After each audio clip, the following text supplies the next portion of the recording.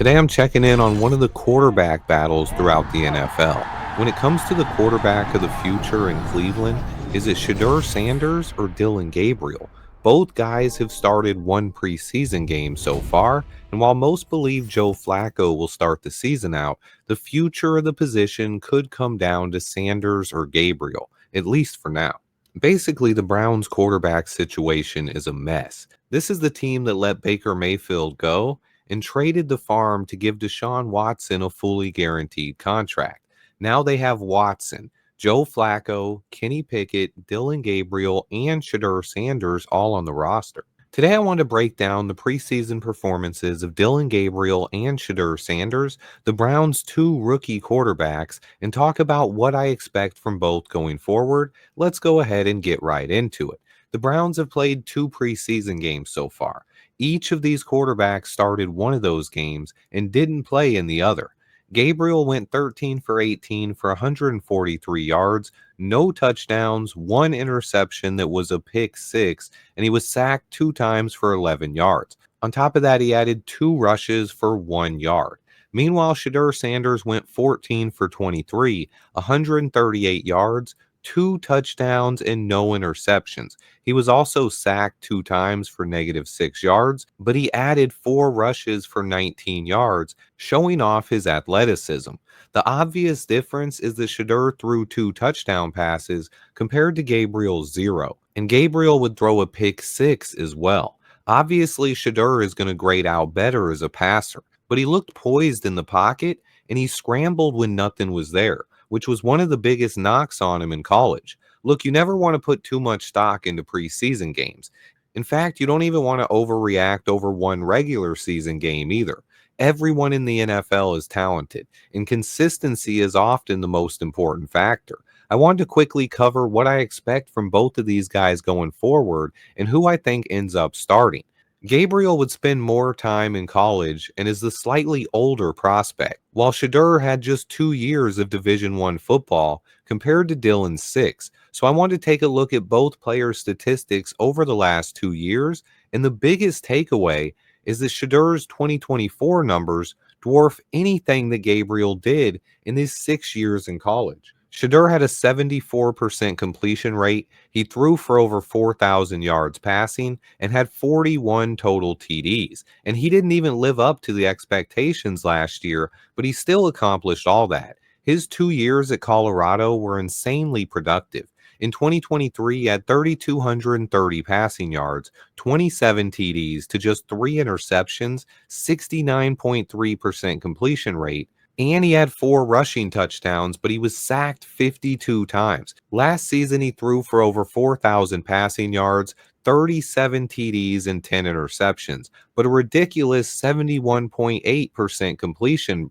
But he did take 42 sacks. His two biggest knocks were that he took 94 total sacks the last 2 years and that he had negative rushing yards. He didn't really showcase his athleticism in college. Negative 127 total yards rushing in 2 years at Colorado, although he did rush for 8 touchdowns, showing it off when needed.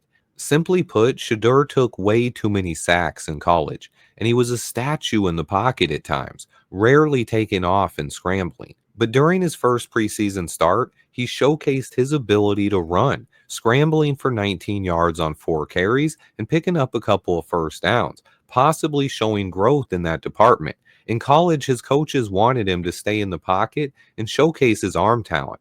In the NFL, he will have to use his feet more to have success, and I think Shedeur has some unrealized potential in that department. He does have athleticism. He's not Jared Goff-like. He can move. It's more about knowing when to run, and he's now shown flashes of that at the NFL level. Meanwhile, Gabriel spent 6 years in college, but his last 2 years were also very productive. 3,600 plus passing yards, 30 TDs, and six interceptions, with a 69.3% completion rate in 2023 and 3,800 plus yards in 2024, and the same TD to interception ratio, 30 TDs, six interceptions, but then he had a ridiculous 72.9% completion rate. Both of these guys threw for over 70% completion in 2024. Dillon would take 20 plus sacks 4 different years, but he never took over 40 sacks in a year, showcasing a better ability to get rid of the ball quicker. And he had 522 total rushing yards and 19 rushing TDs in college. Gabriel would take a lot of sacks, but he was a lot more productive on the ground. In college, at least, Gabriel was better at picking up yards on the ground and at avoiding sacks. But so far, after one preseason game, Shedeur flashed a little bit better talent in that department, but that's something to watch going forward. In 6 years as a starter, though, Gabriel never threw for over 4,000 yards or 33 TDs, both feats accomplished by Shedeur in 2024, showcasing his elite arm talent. But after one preseason start, it's really too early to know how this will play out, but I did really like what I saw from Shedeur. He did not look like the same statuesque quarterback in the pocket, and he showed off his athleticism and ability to scramble. If he can continue doing that and playing smart, turnover free football, it's only a matter of time before he ends up starting in Cleveland. Dillon Gabriel was drafted higher and might get that opportunity first, but he lacks the elite arm talent and upside that Shedeur brings to the table. He does have a lot more experience and might have a better chance to get the starting job early on. And he's also good at some of the things that Shedeur struggles at, taking too many sacks and not using his legs enough.